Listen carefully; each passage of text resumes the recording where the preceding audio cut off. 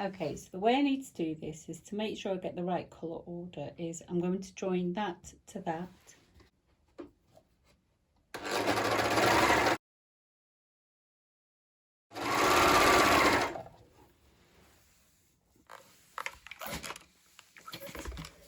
I'll just place it back with the others like that.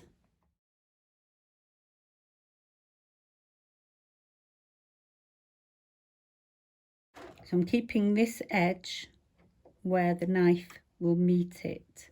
So you've got to eyeball that along there. Okay.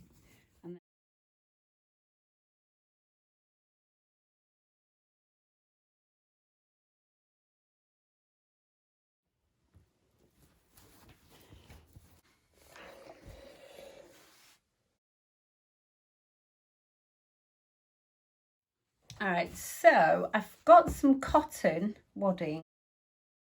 So what I've done is I've laid the front panel that I've created to go on top, and we're just going to do a rough cut around it. What I've done so far is patchwork. I've not done any quilting yet, okay, but I'm not going to put a backing on that. I'm just going to leave it as it is. Okay, so quilting is when you join those two layers together. So I need to use the sewing machine for this part. So because I want to make sure I do an even stitch all the time, what I'm going to do is I'm going to use a 1/4 inch foot there. So because it's only got one hole, I need to make sure I do a straight stitch, and the straight stitch is in the middle. Okay, and I'm going to turn the hand wheel just because I want to just make sure I'm safe doing that. I've increased the stitch length to 3, and I've had a little practice on a piece of fabric, so you can see where I've got the overlocking on that side, haven't I? I've got it on the purple side, so I want to stitch that down. So if I place I need to do it that way, don't I? I'm going to place this here like that on the edge of the seam, and then I've got it slow, and I don't think you need to lock the stitches in quilt, and I'm going to keep it at a steady pace. There we go. So there's my first line. That's actually not, that's 1/4 inch. Maybe I don't want a 1/4 inch. Maybe I want 1/8 inch. I think I might swap it over for 1/8 inch. That's all done. I'll just chop all the long threads off and attach it to the zip back. What I'm going to do is just fold this exactly in half. Just press that there. Okay. There we go. I flip it over like this exactly. So I've got my spots down the middle, and what I'm going to do is attach. And this is the only long zip I've got. It's an open-ended zip, so it doesn't matter as long as your zip is longer than what we need. But what I'm going to do is I'm going to flip this over, and then I'm going to sew along this edge of the fabric. Then I'll do this side. Actually, we'll start with this side because it will be easier against the overlocker. And then when I've sewn along there, you can see I'll get a nice neat overlocked edge. I'm going to make sure that I put the pins on this side of the tape, the zip tape. So when I serge, I won't have to take the pins out. And also, can you see how it rooks up? So don't put too many pins in because you'll end up with a really bumpy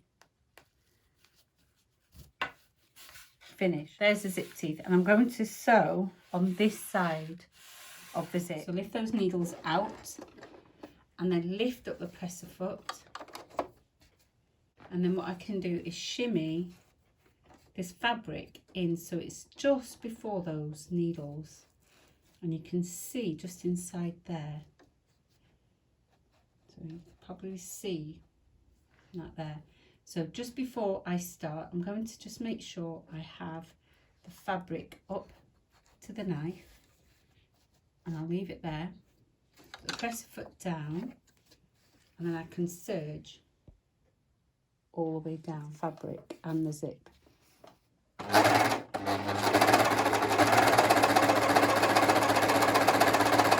And you can see I don't have to remove any of the pins. And I'm going to go just a little bit further off.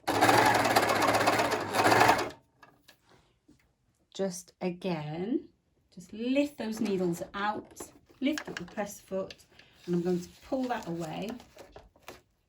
Can you see how it comes away from underneath the needles? And then serge off a chain. Now, if you've got your settings correct on your machine, your stitch line will be strong and you shouldn't be able to see those stitches. Okay, so if I pull on that, that will be a really strong stitch. So if you're not getting a good stitch there where you can't see the thread, then you need to work on your settings, and I've got a video to show you how to do that. So now we need to do the same here. I need to flip it over, da-da, and I need to sit this edge on the edge of the zip. So let's place that first. So let's get the edge of the zip first, so we know roughly where we are, and then just shimmy this fabric into place.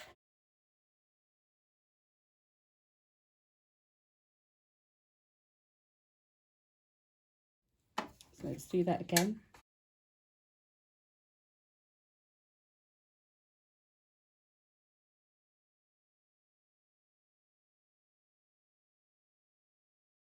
So make sure the needles are out, lift up the press foot, let's pull out the zip out of the way so we don't serge on it. And there we go. I can take one of these sides over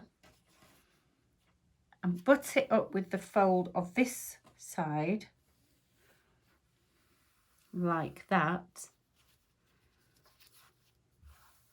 And we end up with an overlapped hidden zip inside there, which is quite often what people like on cushions. They like to hide it, and because we finished it off with those spots out of the way, it doesn't look too odd to have that in the middle. And what I'll do is just add some pins. Now these are glass head pins. If I pop these in now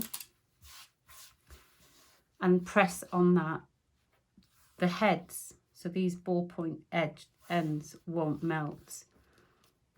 And that's the advantage of having glass head pins. So that's fine. So we'll end up with an overlap like that.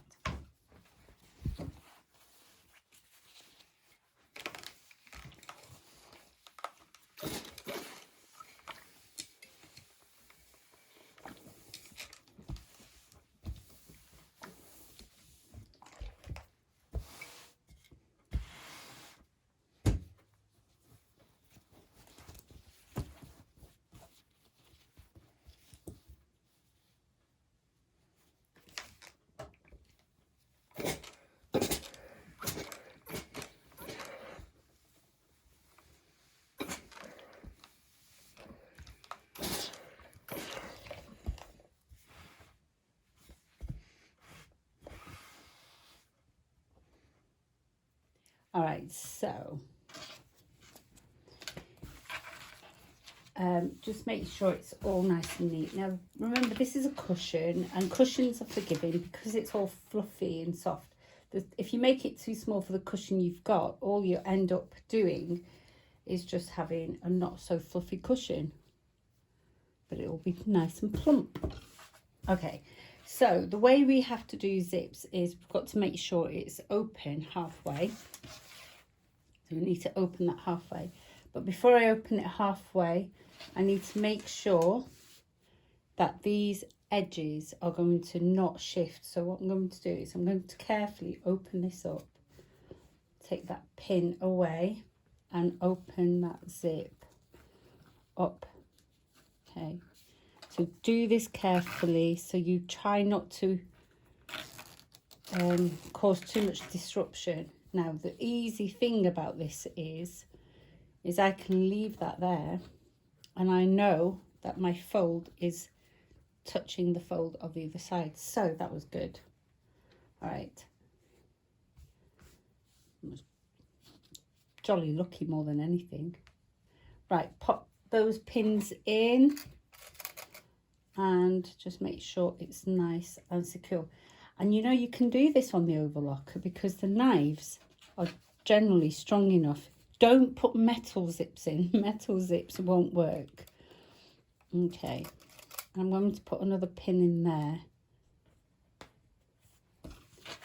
Now, instead of cutting, I'm going to allow the machine to cut it. So what I can do is just grab a marker pen and my nice long ruler and just give myself straight lines.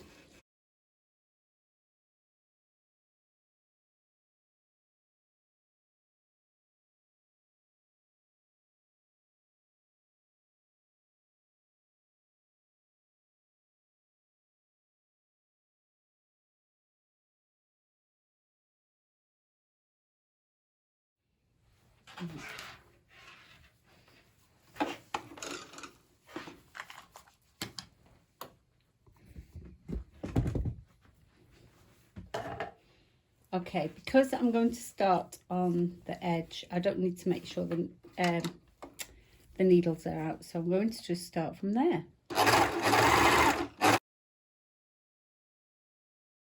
And as you approach your zip, just take care not to hit those pins on the knife.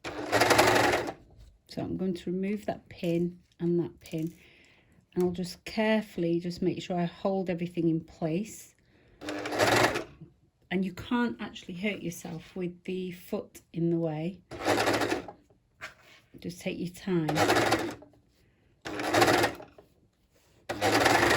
Okay, and once the zips are cut, just make sure they're out of the way. And sometimes people have struggled to make sure the stitches are all right. So just check the stitches are still forming. Your overcast stitch is still forming.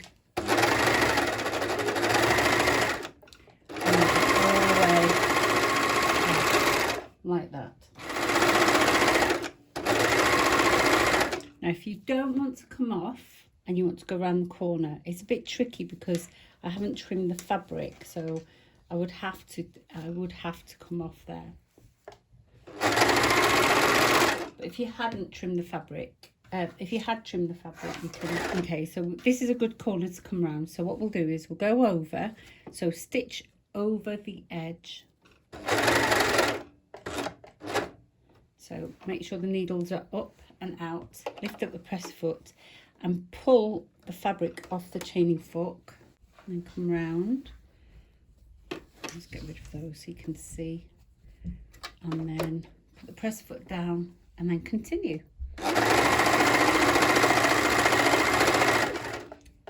Now do a long chain coming off,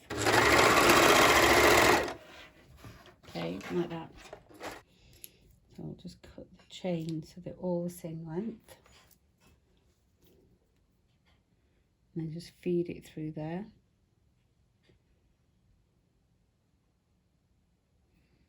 And then you've got that there then. And then you can just feed this chain through the loops. Now what was my 4-thread overlock has become my 3-thread overlock.